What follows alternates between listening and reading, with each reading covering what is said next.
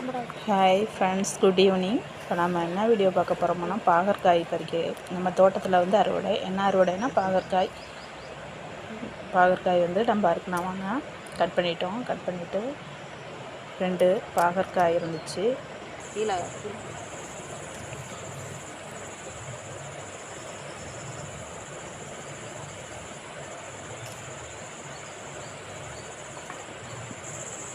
அடுத்து வந்தீங்கன்னா பீர்க்கங்காய் 2 இருந்துச்சு. நமக்கு ஒன்று போதும் பொரியலுக்கு.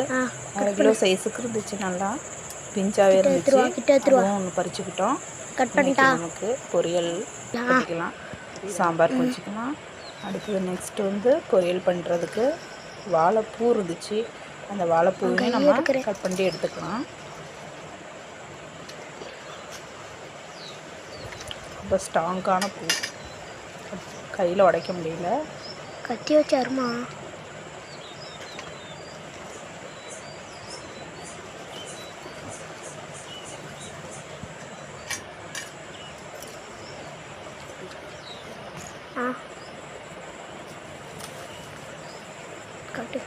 அவ்வளோதாங்க ஃப்ரெண்ட்ஸ், நாம் அறுவடை பண்ணியாச்சு. என்னென்ன அறுவடை பண்ணியிருக்கிறோம்னு நம்ம வாங்க பார்க்கலாம்.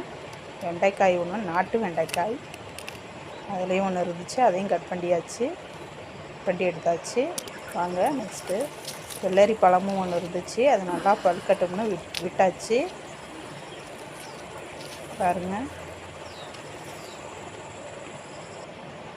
நெக்ஸ்ட்டு 2 வாழைப்பூ பறித்தோம், ரோஸு, 2 பாகற்காய், பீர்க்கங்காய் இன்னும் இருக்குது. அது இன்னொரு நாள் அறுவடை பண்ணையில் உங்களுக்கு கண்டிப்பாக காட்டுறோம்.